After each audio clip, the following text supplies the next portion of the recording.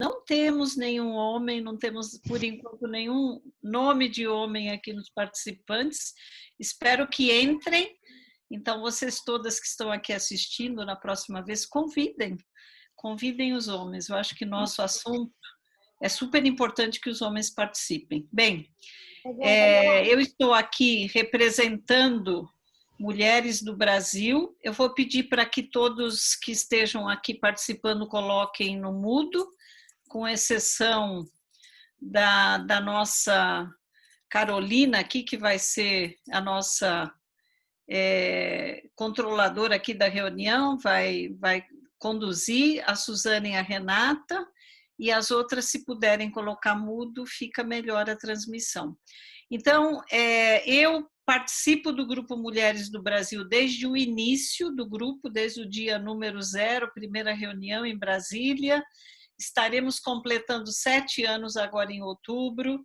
Começamos com um grupo pequeno de empresárias executivas em Brasília, a convite, na época, da então presidente do Brasil, a Dilma, e a ministra da Casa Civil na época. Nós fomos para essa reunião, gostamos muito da ideia, que foi o que nós discutimos lá, de trabalhar em ações, iniciativas para um Brasil melhor, através das mulheres. Depois nós continuamos fazendo encontros. Com o tempo a gente meio se desconectou um pouco da Brasília política, porque nós queríamos ser suprapartidárias. Então nós criamos o grupo depois, fomos trazendo pessoas e apoiamos os políticos que estão no poder, óbvio, né? Sempre trabalhando em iniciativas com quem está no poder, por isso que nós, de verdade, a gente não defende nenhum partido político, e sim quem está no comando, para que a gente de verdade consiga trabalhar iniciativas para um Brasil melhor. Eu e Denise Damiani, que é a outra líder deste comitê que está organizando estas lives, nós somos as líderes desse comitê 80 em 8, que, na verdade, na época, há quase 7 anos atrás, as pesquisas mostravam que para ter mulheres no topo em igualdade de condições levaria 80 anos. Então, nós falamos, puxa, vamos trabalhar iniciativas para que a gente iguale e possamos ter mulheres no topo em 8 anos. E aí criamos o Comitê 88, que muita gente não entende o que significa, né? Então, eu e Denise, na verdade, temos o comando desse comitê, e todas as nossas iniciativas são para que a gente possa mostrar essas mulheres maravilhosas que são vocês e tantas outras, para que vocês tenham os mesmos direitos e igualdade para chegar nos topos das organizações, sejam elas privadas, setor público, setor de governo, não importa. O que nós queremos é que a gente tenha no mínimo 50% de mulheres no topo e tomando as decisões. Em relação a mulheres do Brasil hoje, nós somos... eu peguei essa informação ontem com a Marisa. Nós já somos 48 mil mulheres espalhadas por basicamente todas as cidades do Brasil e 15 países. E olha que delícia, a gente tem aqui hoje pessoas da Alemanha participando da nossa live. E já faço um convite para vocês para participarem amanhã numa reunião geral do Mulheres do Brasil, que a Luísa Helena, na verdade, vai comandar, e nós vamos ter a Beth Goulart, que é uma artista da Globo, também participando. Então, amanhã às 17 horas, se não me falha a memória, nós teremos essa live e todos vocês estão convidados. Estou vendo que tem homem aqui agora, olha que delícia. Então, os homens e mulheres podem participar amanhã dessa reunião geral com a Luísa Helena Trajano. Então, basicamente era isso. Eu de verdade desejo que vocês tenham um papo maravilhoso, porque na verdade a nossa conversa aqui, e todas as quarta-feiras teremos, é sobre mulheres e carreira. E o que realmente importa. E hoje o que vocês vão relatar aqui é o tema importância das mulheres nas organizações. Por que que isso é tão importante, né? E aí a gente sempre diz no nosso Comitê 88 que, de verdade, não é que a gente quer ter mulheres por ter mulheres no topo das organizações, é porque isso é importante. Metade da nossa sociedade são mulheres, então nós precisamos ser ouvidas, precisamos ter as mesmas oportunidades. E além do que é o certo a fazer, né? Independente de qualquer coisa. Então, assim, vou ficar aqui um pouco com vocês. Agora eu passo a palavra para a Carolina, que vai, na verdade, ser a nossa mediadora aqui hoje, que depois vai pedir para a Suzane e para a Renata se apresentarem. Super obrigada para todos vocês que estão aqui nos ouvindo. Obrigada, Maria Fernanda, pela ótima introdução. É um prazer estar aqui hoje, é um prazer fazer parte desse grupo, do Grupo Mulheres do Brasil, do Comitê 88. Hoje temos duas mulheres maravilhosas para discutir esse assunto tão importante que mulheres e carreiras. Eu vou pedir para a Suzana e para a Renata se apresentarem. Por favor, Suzana. Obrigada, Carolina. Eu estava aqui com vocês na semana passada, então quem estava na semana passada vai ouvir um pouco da repetição da história. Meu nome é Suzana Kubrick, eu tenho 40 anos, eu sou filha da Clarice e do Del. A minha mãe sempre trabalhou, então foi um exemplo muito forte na minha carreira e na minha formação. Tenho duas filhas, a Sara e a Sofia, e sou casada com o Wilson. Sinto que na nossa casa tem bastante equilíbrio das atividades, o que me permite dedicar bastante tempo para a minha carreira e para a minha formação. Trabalho em recursos humanos há mais de 20 anos, é uma trajetória passando por diversos tipos de setores e segmentos, desde alimentos, bebidas, ONG, farmacêuticas e agora a empresa de serviços.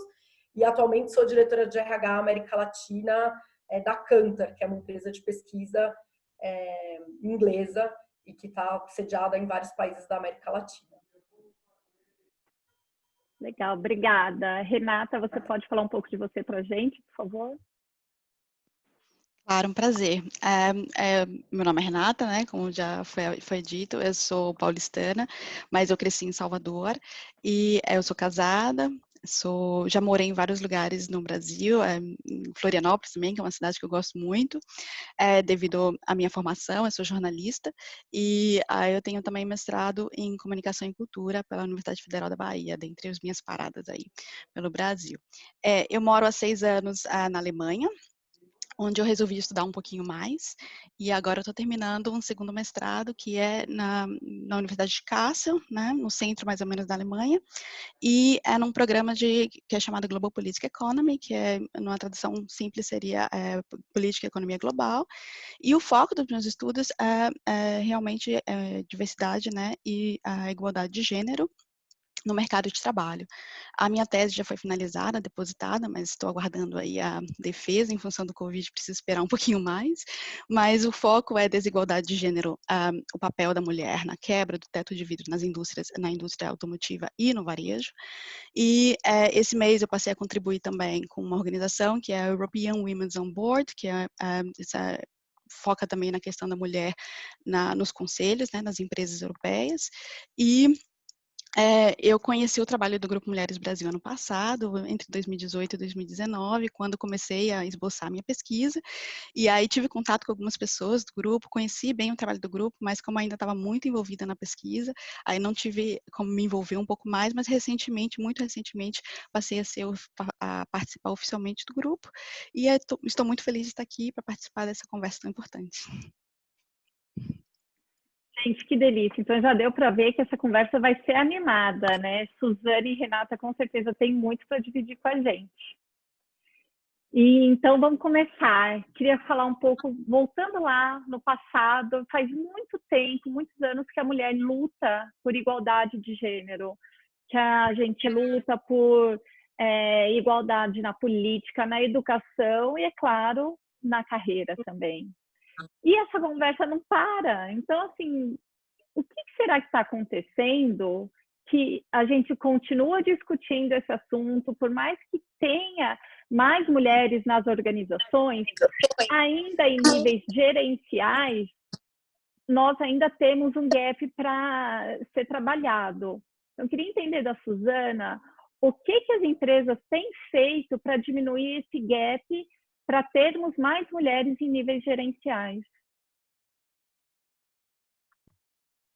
É um tema bem interessante mesmo, né, Carolina? Que é como você diz, a gente já está fazendo esforço há tanto tempo, o gap aumentou ao invés de diminuir, né? O tempo que vai demorar para a gente. O gap não aumentou, mas o tempo que vai demorar para a gente equiparar os cargos entre homens e mulheres aumentou, né? Se a gente continuar nesse ritmo. Então, as empresas, pela minha experiência, não só a empresa em que eu trabalho, mas também as empresas onde eu passei, os benchmarks que eu faço no mercado.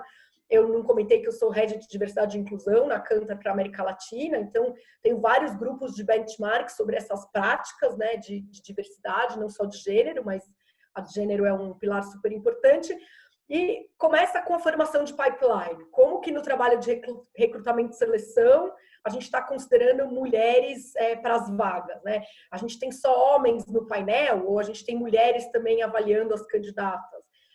Tem como garantir que a gente tenha pelo menos uma candidata mulher no processo seletivo e que se chega ao final, você tem 2 finalistas tão bons quanto, um é homem e o outro é mulher, colocar a mulher para dentro do pipeline de talentos. Então, isso é uma das ferramentas que as empresas adotam para conseguir aumentar a pipeline e crescer a base e, consequentemente, desenvolvendo e crescer as pessoas dentro da organização. Programas de mentoria e sponsorship, né? No passado se falava muito de mentoria e agora tá mais em voga o sponsorship. A diferença é que o mentor você tem conversas, ele te inspira, ele te conta exemplos, e o sponsor, ele fala em seu nome, né? Ele tá te defendendo na mesa, ele tá de olho em oportunidades que podem te ajudar a fazer crescer. Então, tanto a mentoria como o sponsorship, e é importante dizer que os mentores e sponsors não necessariamente precisam ser mulheres, né? Essa mescla entre homens e mulheres apoiando a causa é cada vez mais importante.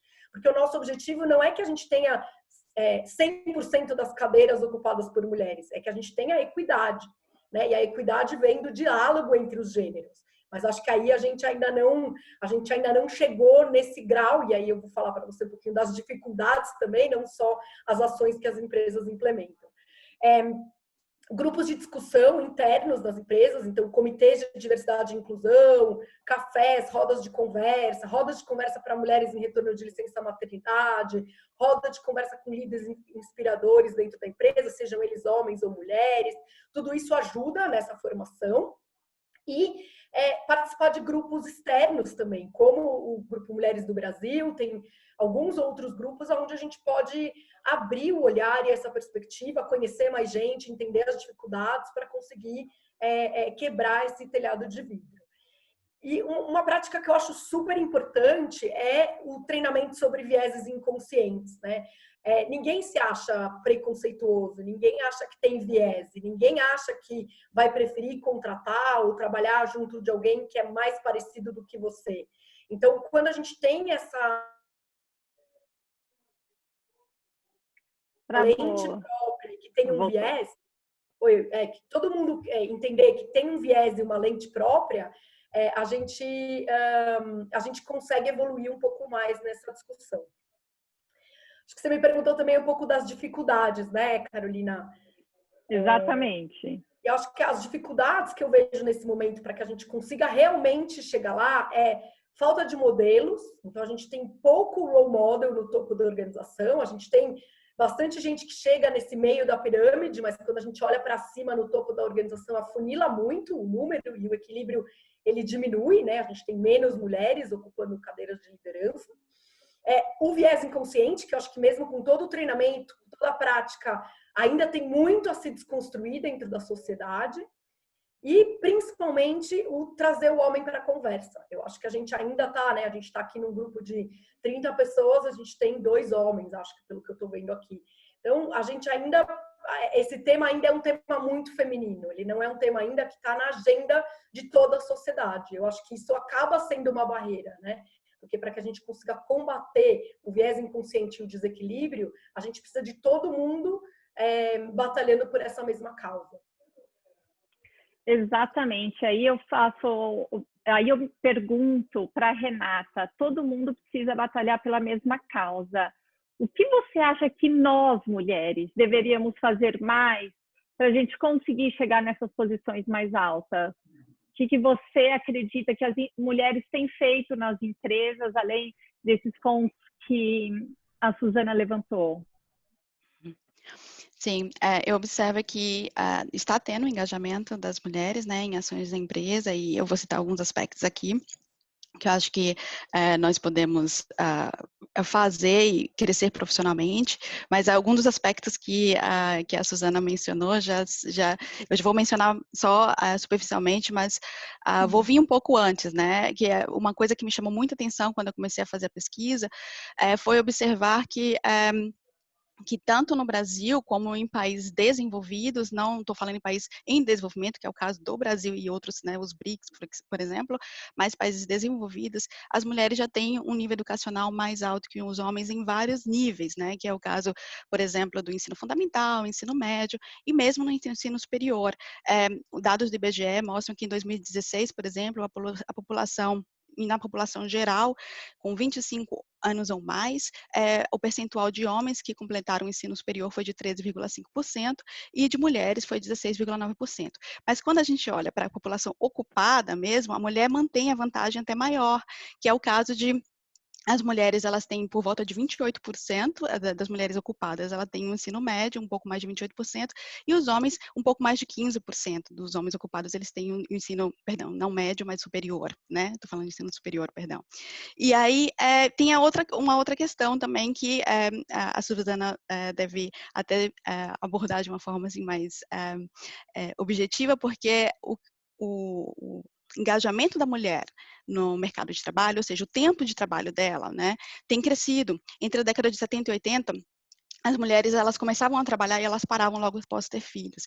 Vários estudos já mostraram que as mulheres hoje, o perfil delas no mercado de trabalho já é mais velho, são mães, né? Elas são mais velhas, né? Porque já tem mais experiência no mercado de trabalho, que é um fator importante para o crescimento profissional, porque quanto mais experiência você tem, mais você pode dividir, né? E é mais valorizada no mercado de trabalho.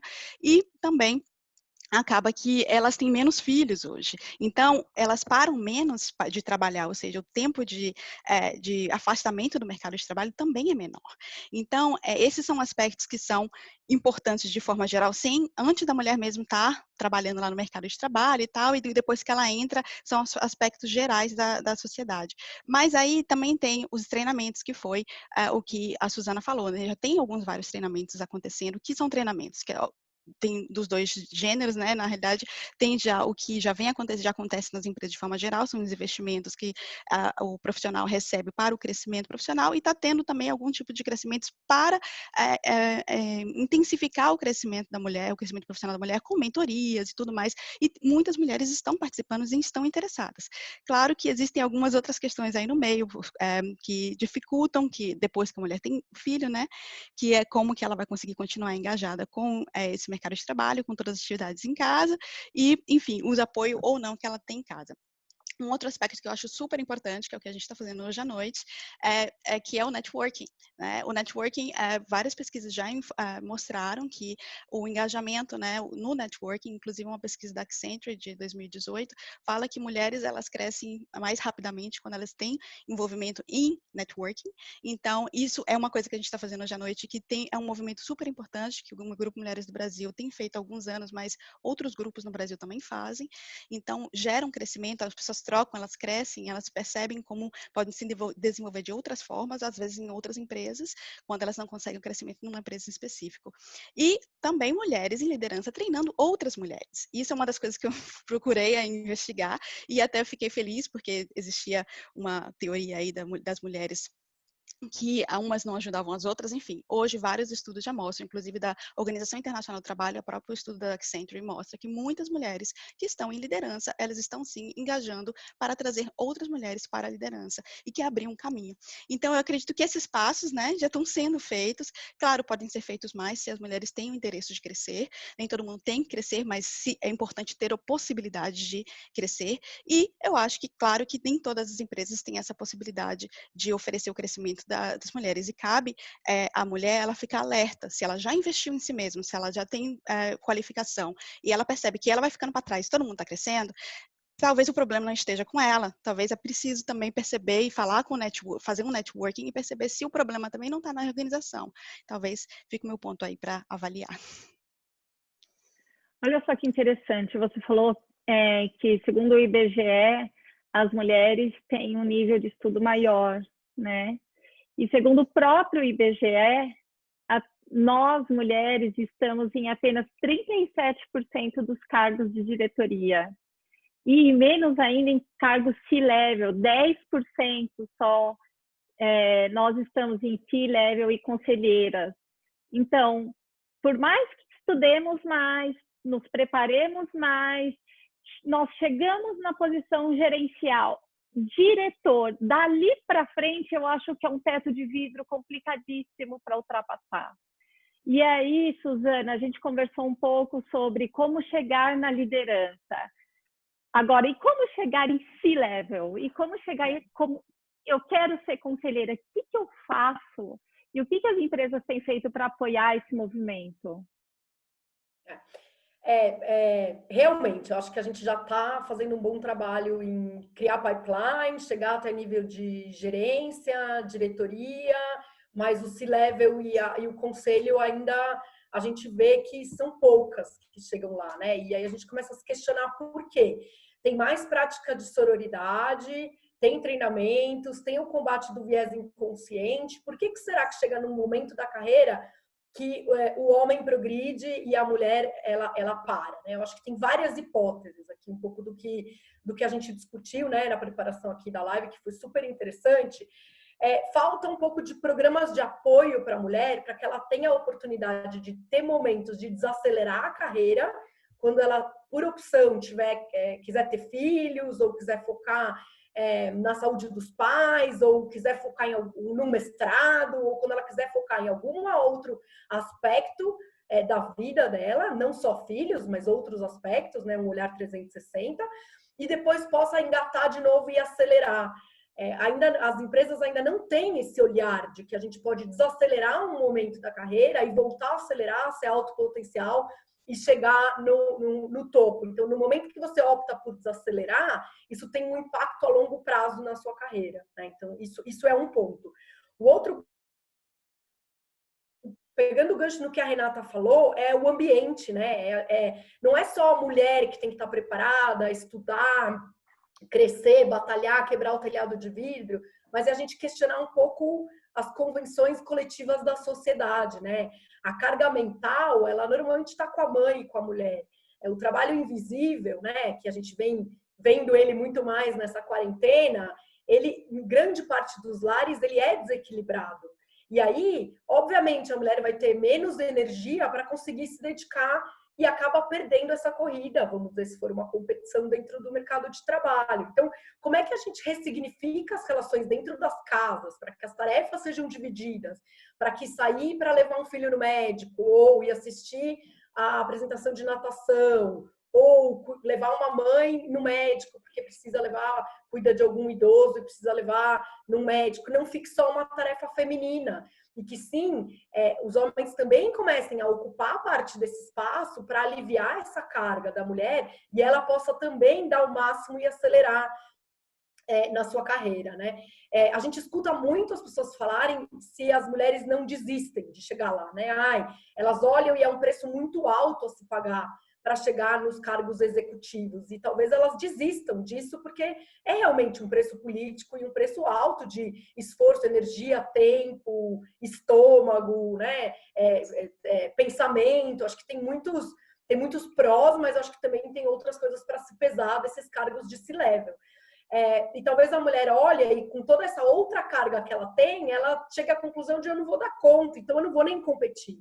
E não se questiona de como quebrar esses padrões sociais e conseguir ter esse equilíbrio, né? Vou dizer, eu estou num cargo executivo, eu sou o CHRO, né, da companhia, estou num C-level de RH, e eu só consegui isso pela rede de apoio, um pouco do que eu falei na semana passada, né? O apoio que eu tenho da minha mãe, da minha irmã, do meu marido, da moça que trabalha aqui em casa, porque senão, né, se senão eu vou esquecer a lancheira do dia seguinte, eu esqueci que é terça-feira e tem que perguntar se tem que fazer lição de casa ou não, e eu ter essa rede de apoio, que eu tenho outras pessoas me ajudando a gerenciar esses papéis, é o que me possibilita chegar lá. Então, eu acho que não é só dentro da organização, porque eu acho que dentro da organização já tem um grande esforço, mas eu acho que é na sociedade mais ampla, né, Renata? Não sei se você quer complementar alguma coisa aqui. Eu quero que a Renata complemente, porque ela tem bastante para dividir, e eu só queria trazer um ponto, é o seguinte, a importância de termos homens nessas conversas que a gente tem aqui, porque é importantíssima a ajuda deles, porque quem tem filha quer ver a filha chegar lá. E como que ele vai conseguir fazer com que a filha dele chegue lá? Ele vai conseguir se ele educar, se ele tiver uma família, que ele vai educar o filho a dividir as coisas com a esposa dele quando ele crescer, e a filha a ter o marido que divida também com ela. Então, aqui eu acho que a Renata ela tem muita informação sobre isso e eu queria que ela trouxesse mais um pouco. Sim, com prazer. Enfim, eu acho que um dos pontos que a gente está passando agora, até com o Covid-19, é a sobrecarga dentro de casa, né? As mulheres que estão fazendo home office, e aí tem a questão de que estão ao mesmo tempo trabalhando home office, e aí as crianças não podem ir para a escola, elas não podem ter assistência, né? Que a Suzana falou, que é ter uma babá, ou ter alguém que trabalhe em casa, que apoie com os serviços domésticos, porque essas pessoas também estão no risco do corona e vão para a sua casa e pode te trazer, enfim, expõe todo mundo. Então, e além disso, elas estão cuidando da casa, elas estão cuidando das crianças e estão tendo que ter produtividade no trabalho, no home office. E aí eu tenho visto muitos depoimentos nas redes sociais, muitas matérias, até estudos já estão saindo sobre isso. E o que eu acho que é um ponto que é lamentável na nossa sociedade, mas também é um ponto que nos chama atenção, para que a gente reflita um pouco mais. Por exemplo, muitas vezes nós, mulheres, a gente começa a fazer as coisas no automático, né? Então, a gente acostuma com aquela função que às vezes nem é determinada, não é conversada, né? Você faz isso, eu faço aquilo. Não. A pessoa vai lá, cozinha, a pessoa vai lá e a criança chorou, você vai lá e acode mais rápido, né? Enfim, essas coisas que vêm da nossa educação desde muito jovens, né? Desde criança, que a gente cuida mais, que a gente é ensinado a ter um cuidado com a casa maior do que às vezes os meninos não têm, enfim. E aí, com essa situação do Covid, voltando mais especificamente para a atualidade, muitas mulheres estão percebendo essa sobrecarga. E perceber essa sobrecarga é muito importante, porque é quando a gente percebe o problema. E só percebendo o problema é que a gente pode tentar renegociar a situação da divisão do trabalho dentro de casa. Ou o quanto que você está sobrecarregado. Porque, como a Suzana falou, pensar e administrar, quando você tem uma funcionária, por mais que você não esteja fazendo, é a mulher, muitas vezes, que está administrando todas as questões. Então, você não está desligada, você está no trabalho, mas está pensando em todas as outras coisas que você tem que fazer. E isso, obviamente, sobrecarrega também no trabalho. Mas quando você tem que fazer tudo ao mesmo tempo, sobrecarrega mais. É um momento de grande oportunidade, na minha perspectiva, de renegociar, de conversar com o parceiro ou parceira e virar e falar assim, e aí, eu não estou aguentando mais, vamos rever isso. E aí, essas funções que às vezes durante o Covid se tornam um pouco mais distribuídas, mais para frente se torna a oportunidade da mulher ter mais tempo para investir na carreira. Por exemplo, porque o marido ou a parceira já acostumou a também fazer aquela função e a mulher tem mais tempo. Poxa, agora eu posso fazer uma mentoria porque eu tenho um pouco mais de tempo, entendeu? E isso gera um crescimento profissional no longo prazo. Então, pode ser, sim, um momento de oportunidade depende de como a gente olhar para a situação. Eu não estou falando sobre a questão de mais séria, sobre da violência doméstica, né, que aumentou muito durante a quarentena e que é uma situação completamente diferente. Claro que a mulher pode refletir a situação dela, mas eu acho que ela vai ter que voltar muito mais para pensar como buscar um lugar seguro e estratégias para se manter segura. Mas tirando esses casos mais sérios, né, mais complicados, eu acho que pode ser uma grande oportunidade de reflexão. E eu vejo essa oportunidade aqui em casa mesmo. É muito interessante isso. Eu acho que todo mundo nessa live deve estar fazendo assim, se tem quem está sem a imagem. Muito bom. Bom, a gente falou aqui um pouco sobre a mulher no mercado em geral, e eu queria trazer um pouco do mercado automotivo, porque eu trabalhei muitos anos nesse mercado, e ele tem um viés um pouco mais masculino. A gente falou de 37% das mulheres são diretoras, A gente falou que 10% estão em C-level já no mercado automotivo, segundo a Automotive Business, que fez um estudo em 2018. No mercado total, apenas 20% são mulheres. Não estou falando nem gerencial, olha isso. E no total, e falando em gerencial, em liderança, 6% só das mulheres estão em liderança. Então, o que me leva a concluir que é um mercado um pouco enviesado em relação à masculinidade. Você que já estudou bastante sobre isso, Renata, você tem algum um estudo, ou qual que é o seu entendimento em relação, existem realmente setores com mais viés masculino, e dentro desses setores existem algumas posições ou alguns departamentos que também têm isso? Tem sim, Carol. Há de fato uma diferença entre a representatividade e o crescimento da mulher em certos setores econômicos e também em departamentos dentro da empresa, e que é chamado, né, de segregação horizontal. Né, que acaba que existe uma segregação entre as posições ali. Então, em termos de setores, algumas pesquisas, né, elas apontam que as mulheres ainda se concentram no que é chamado tradicionalmente femininas, né, então, como a educação, saúde, cuidados, né, bem-estar, humanidades, artes, enfim, há mais mulheres de forma geral, e, claro, quando a gente vai para o lado de engenharias, né, existe muito mais homens, né, muito mais masculino, chamado também de tradicionalmente masculino. Então, os salários dessas áreas mais femininas, eles também tendem a ser mais baixos. Por isso que escolher essas áreas tem um impacto financeiro e de carreira também importante para as mulheres, né? Nesse caso, não tão positivos. Mas, assim, dentre os departamentos, as mulheres elas são mais concentradas nas áreas de RH, marketing, administrativo e, obviamente, também as áreas de engenharias e as mais operacionais, temos menos mulheres também. Há também a segregação vertical, que a gente fala, que é em relação à falta de mulheres em lideranças mais altas, né, como C-suite e também até nos conselhos. Mas as posições mais altas, elas também têm essa questão da segregação horizontal. Então, elas têm impacto das duas segregações, porque em ações, em áreas como engenharia e de operações, também há menos mulheres em posições mais altas. Então, menos ainda, né? Vai ficando cada vez um número menor. Então, por coincidência, você falou sobre o setor automotivo, foi também um setor que eu estudei, né, avaliei, e essa pesquisa da Automotive Business foi super importante, porque traz dados. Trazer dados, haver informação, para discutir informação, é extremamente importante. Por mais que o setor realmente tenha menos representatividade das mulheres, tenha menos presença.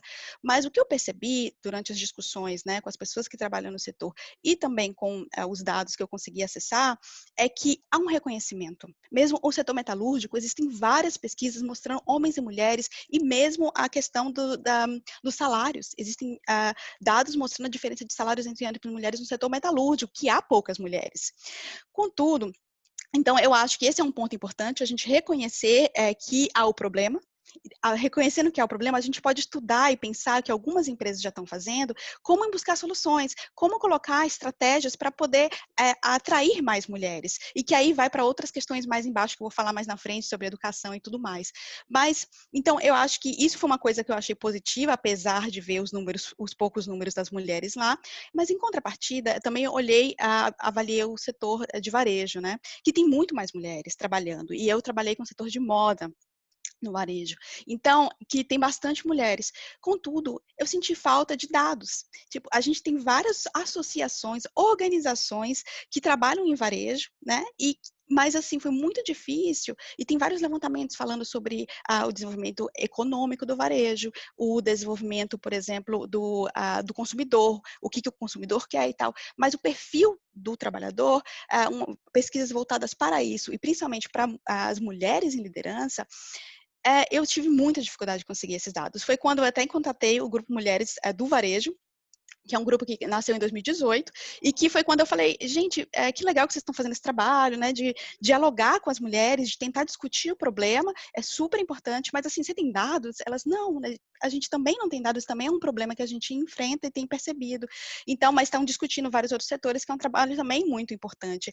Então, enfim, para chegar ao ponto por que isso ocorre, a gente vai para a questão da educação. A educação de meninos e meninas é muito diferente. Enquanto as meninas são incentivadas, né, para cozinhar, para, como eu estava falando antes, para poder cuidar das pessoas, cuidar da casa, os meninos são incentivados a trabalhar aprender a trabalhar com carro, mexer nos carros e a construir coisas tecnológicas. E isso desenvolve um conhecimento e uma curiosidade para outras áreas, que são economicamente mais positivas, né, no mercado de trabalho. Então, essa diferença que há na educação, dentro de casa mesmo, das orientações que a gente dá para os papéis femininos e masculinos desde criança, isso influencia, várias pesquisas mostram isso já, vários estudos, de que isso influencia sim no desenvolvimento profissional das pessoas quando adultas. Então, eu acho que nós mulheres, já que a gente atualmente tem a obrigação maior de cuidar das crianças, a gente tem também uma oportunidade grande e fantástica. A gente tem a possibilidade de criar,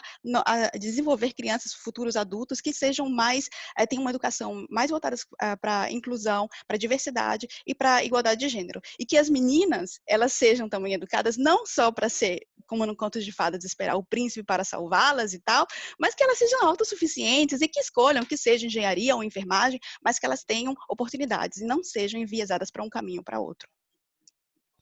Gente, que sensacional. Eu concordo. Vai lá. Só para complementar aqui o que a Renata falou, né? Eu acho que a educação ela já está mudando, né? Porque a gente vê, não sei, na nossa época a Barbie era Barbie de salto alto e vestidinho. Agora você tem a Barbie de todas as profissões, né? Eu vejo minhas filhas em idade escolar que já tem essa discussão, né? Por que tem que brincar de boneca e não pode brincar de bola? Por que tem aula de culinária e os meninos estão na aula de culinária? E tem várias empresas que também patrocinam um pouco desse pipeline de mulheres e meninas já a partir do fundamental, para ter mulheres em ciências, matemáticas, né, a sigla do STEAM, né, que é ciências, matemática, engenharia, para que cada vez as mulheres se despertem mais para esse interesse, porque é um pouco do que a Renata disse, né, é o despertar o interesse. E aí, quando você despertar o interesse, você vai ter mais pipeline. Eu trabalho num setor onde ele é bem mais feminino, é um setor de pesquisa, e é muito interessante. A gente tem muitas líderes femininas, a nossa base de pipeline também é muito de entrevistadoras que vão até a casa das pessoas ou na rua fazer pesquisa. É uma população bastante feminina, né? E cada vez mais eu tenho certeza que o equilíbrio é importante, que não adianta ter só homem ou só mulher, né? Tem que ter um misto. Se você tem uma mesa de diretorias composta 100% por mulher, porque eu acho que os olhares diferentes é o que traz a riqueza na discussão, né? Então, é bastante interessante essa questão do olhar do setor e tentar entender como é que isso chegou aí, né? Como é que chegou a essa conclusão, né? Por que alguns setores são mais masculinos e outros mais femininos? A Alessandra fez uma pergunta, como podemos fazer para mudar isso? Acho que a gente já abordou um pouco o tema, mas pelo que a gente abordou é uma coisa mais a longo prazo em relação à educação e curto prazo é esse trabalho que as empresas estão fazendo de mentoria, de sponsorship. Mais alguma coisa que vocês queiram acrescentar nessa pergunta da Alessandra que é muito bacana? Acho que a Alessandra também estava se referindo ao setor automotivo, né? Acho que a sim, Renata comentou bastante sobre essa questão de começar na educação de base, né? Para desconstruir o feminino e o masculino e dar escolha desde a infância, né? Então, acho que a Renata endereçou bem o tema partindo da educação, né? É o longo prazo. Mas tem algumas empresas estão fazendo já isso, que é ir nas universidades, é criar, por exemplo, um diálogo para meninas que, mesmo no colégio, na universidade, que elas possam passar um dia com uma líder naquele setor. E aí isso faz com que isso inspire, né, de alguma forma, aquela questão da representatividade, né, que inspire as meninas a entrarem naquele setor e a trabalhar, enfim. Tem essas ações também, algum tipo de ações nesse sentido que pode ajudar também. Olha que interessante, acho que vale a pena mesmo, é uma ação bem bacana, que eu mesma, como engenheira, posso fazer e a Alessandra também. Bom, agora um aspecto importante e que eu não sabia, e foi uma descoberta para mim quando eu fui fazer essa pesquisa para a gente conversar aqui hoje, é que metade dos homens acredita que as mulheres estão sim bem representadas na liderança. Então, o que quer dizer que eles não enxergam o problema que a gente está vivendo e que não é um sentimento nosso. Nós estamos mostrando dados, números que comprovam isso que a gente está falando. Então, por que será que existe essa falta de alinhamento no entendimento de mulheres na liderança? O que será que nós deveríamos fazer ou como que a gente poderia fazer para que esse entendimento fosse mais abrangente, Suzana? Eu vou começar contando de um vídeo, não sei se todos vocês já viram, um vídeo que rola há bastante tempo já no YouTube, e é um vídeo de uma professora que entra numa sala de aula e fala das profissões do futuro, e né, é em inglês, fica com um viés, né, um pouco mais inconsciente, e ela fala: desenha um astronauta, desenha um médico, desenha um bombeiro, desenha um piloto de avião. E todas as crianças, não só os meninos, mas todas as crianças desenham personagens masculinos, né? E no inglês o pronome é the, não tem feminino ou masculino. E aí, quando a professora pergunta, vocês querem ver esses profissionais de verdade? Eles falam sim. E aí entra uma mulher bombeira, uma mulher piloto de avião, uma mulher médica, uma mulher e assim por diante, de todas as profissões. Então, a resposta para a sua pergunta é o viés inconsciente, né? Porque é tão mais normal ver homens em posição de liderança que o problema ele não é sentido na pele, né? Ele não é visto. Então, trazendo novamente a questão, a gente tem que trazer o homem para a conversa, porque enquanto a conversa for só entre mulheres, a gente não vai conseguir resolver o problema, né? Então, trazer os pais para o diálogo da carga oculta que as mulheres têm, trazer os homens para essa mesa de discussão e falar: como você quer ver sua filha sentada numa sala de reunião como essa? Você vai ter orgulho de ver seu filho, sua filha em condições de igualdade para competir por uma vaga? E trazer cada vez mais o homem para a conversa. Então, para mim, eles não fazem por ignorar o problema, é que eles não sentem na pele, né? Então, como é que você traz isso mais perto para quebrar esses vieses inconscientes e construir essa relação, né? Não tem filho, não tem filha, e a sua irmã, né? E como você viu que foi a vida da sua mãe? Ela trabalhava, ela não trabalhava? Quais foram as oportunidades que ela teve? Então, eu acho que cada vez mais grupos de discussão de homem e o apoio dos homens para quebrar essas barreiras é importante, né? Tem um grupo super interessante que chama Papo de Homem, e eles vão em várias empresas para realmente representado pelos comitês de diversidade e inclusão para falar sobre essa questão, porque não é uma temática só das mulheres, para reconhecer esses números e sentir na pele, né? Mas para mim são esses dois pontos, o viés inconsciente, né? Na hora que você vai desenhar uma profissão, acaba desenhando como homem e não como mulher ou como um gênero neutro. E o segundo é a questão do homem não estar tão incluído nessa conversa e nessas rodas de discussão. Eu gosto até do ponto que a Sheila escreveu aqui, é criar empatia, né? Criar empatia para o homem entender o outro lado. Mas como você disse, eles não percebem. Também tenho essa sensação. Agora, eu queria trazer um ponto para a Renata, que é em relação a ela morar na Alemanha, que eu acho que é interessante a gente discutir isso também. Esse mês, foi interessante que aconteceu nesse mês, no dia 8, o governo alemão, ele aprovou o primeiro plano de igualdade de gênero, que eles estão buscando equidade salarial e eles estão buscando mais mulheres na liderança. Isso pelo próprio governo alemão, olha que bacana. E eu tenho experiência tanto morando na Alemanha, quanto trabalhando em empresa alemã, que a Alemanha, o alemão, é um povo mais conservador que o brasileiro. Então, se a gente já vê essa dificuldade aqui no Brasil, Como, né, que dificuldade deve ser lá na Alemanha, como que a Angela Merkel vai conseguir colocar esse plano em prática?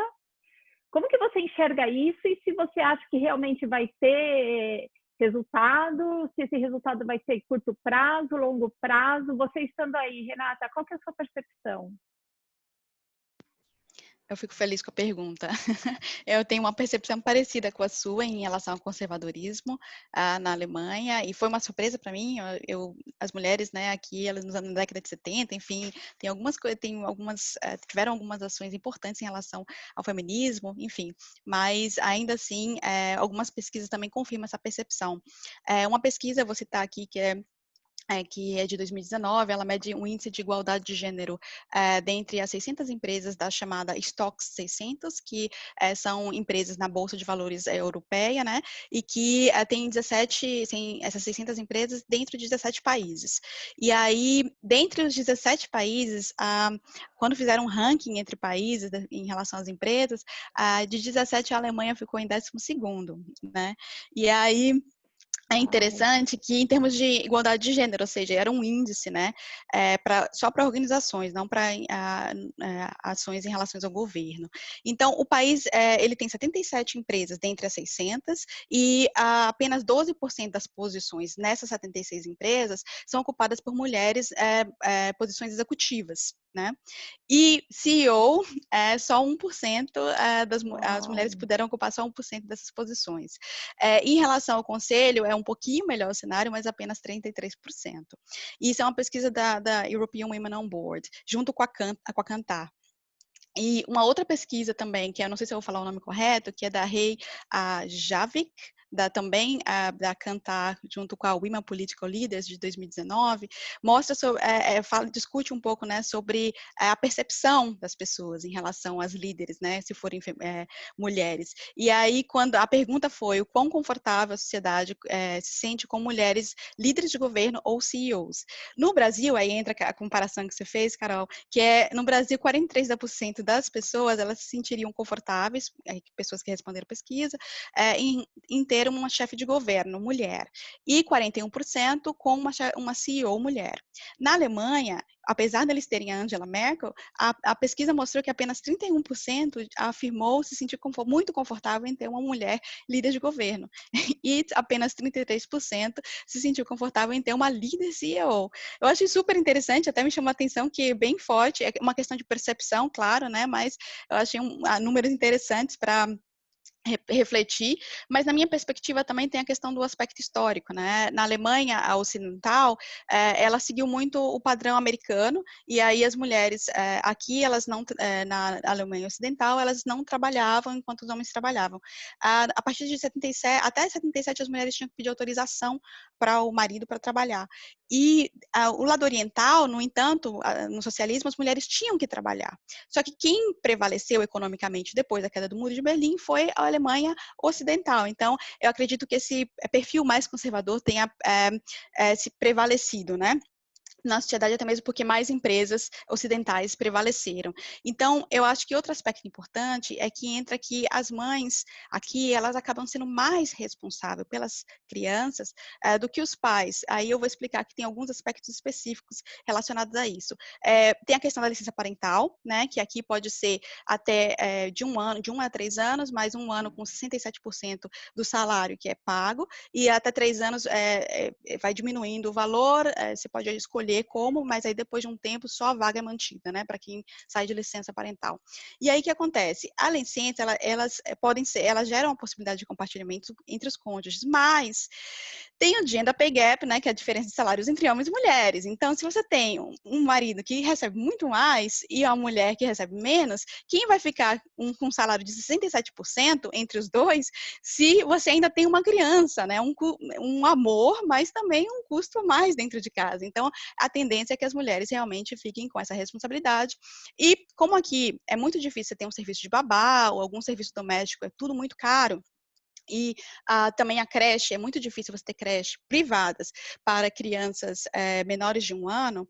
Então, isso, e quando tem, né, acabam sendo também mais caras, então as mulheres acabam optando por trabalhar meio período. E isso impacta no crescimento profissional da mulher, porque, obviamente, os incentivos ou os investimentos acabam sendo feitos pela empresa em pessoas que trabalham em tempo integral, né? E aí elas crescem mais rápido, crescem, têm mais possibilidades de crescimento do que as mulheres que trabalham meio período. Então, eu acho que esse conservadorismo, essa dificuldade do desenvolvimento também pode estar relacionada com essa questão estrutural, que tem a ver com o Gender Pay Gap, que é a diferença de salários entre homens e mulheres, que está no plano nacional aí da Merkel para resolver.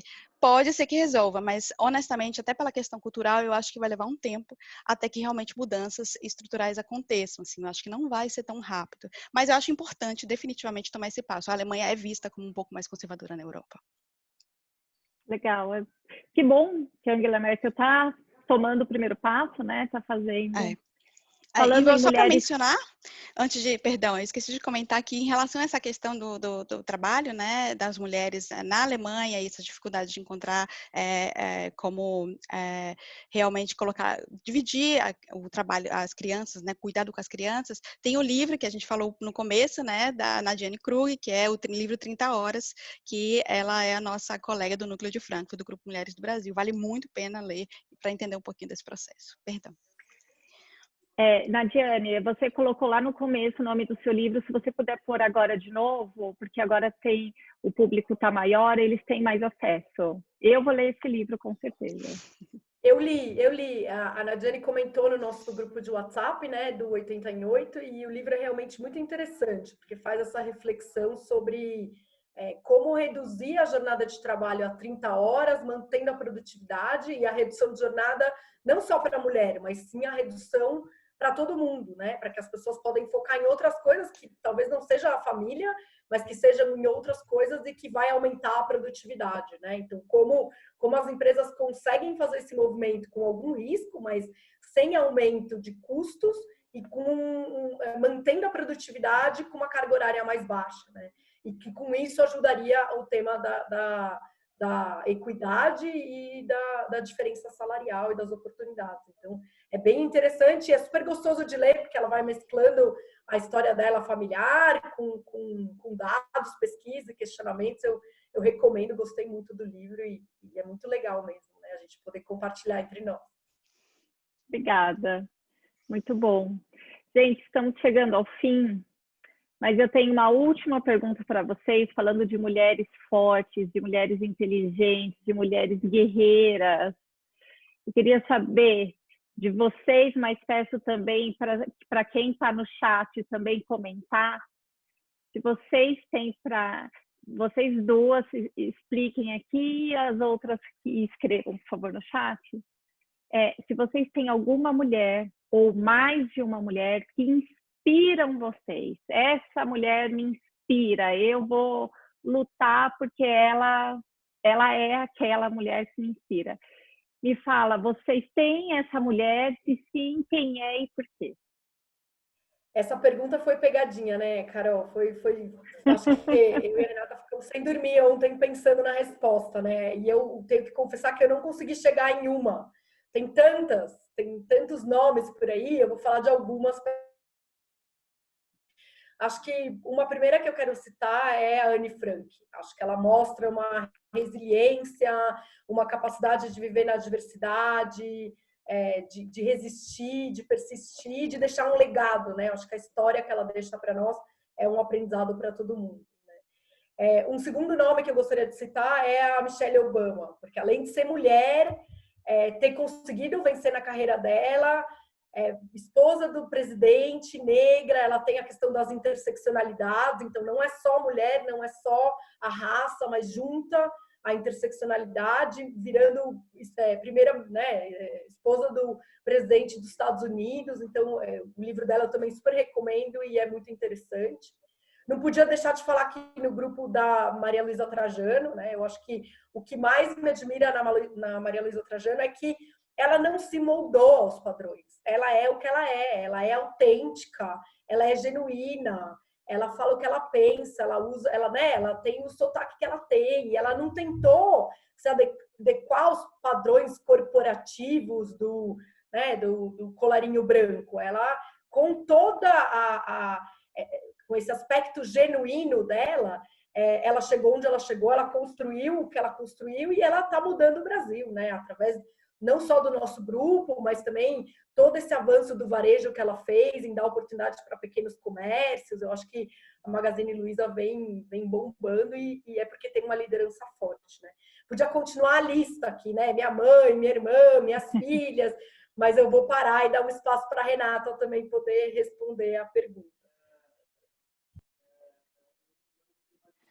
Muito legal, realmente foi difícil. A gente ficou assim um tempo, até ontem, né, refletindo um pouco sobre o que ia falar, mas enfim, eu acho que sim, muitas mulheres me inspiram, definitivamente, como a Suzana falou, a minha mãe, a minha avó, minha irmã, definitivamente, né, são pessoas que são referências, mas assim como muitas pessoas no mercado de trabalho também, como a Suzana falou, muitas pessoas do próprio grupo, né, que tantas mulheres inspiradoras e que cresceram e que estão tentando administrar essa loucura que é a vida familiar e o mercado de trabalho e tudo ao mesmo tempo tão pressionado, né, e fazendo um bom trabalho, mostrando que a gente é boa e também superando discriminações, enfim, e assim vai. Mas, para alinhar um pouco com a reflexão que eu queria deixar aqui para o final, eu trago um nome de uma jovem mulher, muito jovem, né, mas que já começou mostrando seu trabalho desde muito cedo, que é a ativista paquistanesa Malala, né? Ela desde muito jovem conseguiu se posicionar e ela olhou para a cultura que ela tinha no país dela e viu que o Talibã estava se estabelecendo em um certo momento. O pai dela tinha uma escola e ela gostava de estudar e ela teria que parar de estudar, né? E aí ela olhou para aquela situação e ela não aceitou, né? Ela olhou algo na própria sociedade dela que ela não poderia viver com aquilo e se posicionou como ativista. Infelizmente, né, teve a situação que ela foi. Estou falando brevemente sobre a história dela para quem não conhece, mas acho que a maioria conhece. E aí ela acabou sendo perseguida e alvo de uma tentativa de assassinato pelo Talibã e foi lá para a Inglaterra, conseguiu se recuperar e seguiu como ativista. O que eu acho que é interessante, ela viu uma situação em que se confrontou, né, o que ela tinha, que era educação, e que ela teria que deixar de ter, e ela não aceitou. Mas eu acho que a gente também pode fazer o exercício na questão de diversidade e questões de igualdade de gênero, de refletir o que está na nossa sociedade. É muito difícil, né? O que a gente já faz parte da sociedade, a gente já está inserindo nela, mas o que está na nossa sociedade que nos faz mal. O que não está legal, o que não está legal para certos grupos ou para grandes grupos, mas enfim, a gente precisa refletir.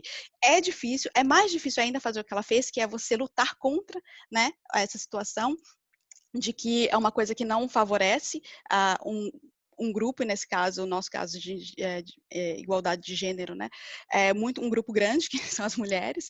Então, e aí eu acho que também, e aí entra outra coisa que a gente está fazendo hoje, e que acho muito, muito, muito importante fazer, mais uma vez, que é você conversar, é você dialogar. Ela fez isso, ela foi para fora e ela falou, não, eu não vou aceitar, a gente não pode aceitar isso, a gente tem que dialogar, e é isso que a gente está fazendo essa noite. Eu acho que, né, o Grupo Mulheres do Brasil e outros grupos também muito importantes, hoje já no Brasil, tem feito, dialogado e colocado, não, vamos dialogar, vamos pensar uma solução para que seja bom para todos, né? Ou que a gente chegue próximo e que seja bom para todos, o mais próximo possível.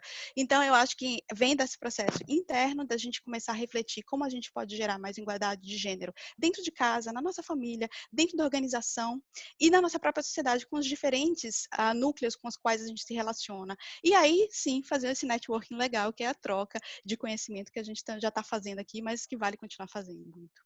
Obrigada, meninas. Gente, que delícia. E é isso que você falou, da gente ter inspiração, vocês duas falaram inspiração na mãe, na irmã, na tia, na avó. Isso também é muito importante, porque como eu tenho orgulho danado, minha mãe está assistindo aqui minha live, ela coloca meu nome aqui, ela fala que a nossa família é composta de muitas mulheres guerreiras e batalhadoras, e que as mais velhas vêm inspirando as mais novas há muitas gerações. E temos exemplos ótimos. Ela me inspira e ela está falando aqui que eu inspiro. Obrigada, mãe Terezinha. A Luciana falou, Luciana não, a Simone falou da Suzana. Olha que delícia, Suzana. Você é a mulher que inspira, Simone. É recíproco, é recíproco. Ai, muito bom. Gente, eu amei a nossa live. Pena que tem que acabar. Por mim, eu passaria mais tempo aqui conversando. Perguntas aqui, vai ficar, eu gravei a live, a gente vai liberar no YouTube, no Grupo Mulheres do Brasil. Eu vou mandar o link, depois vou deixar lá no meu LinkedIn. Gostei muito de estar aqui com vocês. Eu agradeço muito todos vocês, todos e todas. Os homens são tão importantes. Gostaria que vocês dividissem essas lives que nós estamos fazendo. Todas as quartas-feiras nós falamos de carreira e mulher, e é importantíssimo, homens, que vocês dividam, que tragam mais homens para essa discussão. Como vocês viram aqui, é importante isso. Meninas, continuem com a gente aqui, vamos enriquecer mais ainda, cada semana mais lives mais gostosas e mais enriquecedoras que inspiram e fazem a gente lutar cada vez mais pela nossa igualdade, equidade, direitos e sucesso, sempre. Amei, eu desejo a todas aqui muito sucesso, os meninos também, muito sucesso para todo mundo. Que vocês tenham uma noite muito agradável. Obrigada pela participação de todos. Você, Renata e Suzana, foram sensacionais. Separaram um tempo da agenda de vocês, que eu sei que é complicada, para fazer essa live e dividir com a gente todo o conhecimento que vocês têm. Muito obrigada. E obrigada eu espero... a você também, Carol, pela mediação. Foi incrível aí a preparação. Muito obrigada. Sim, obrigada pelo espaço, pela oportunidade. Muito bom, adorei a conversa. Ficaria mais uma hora, pelo menos.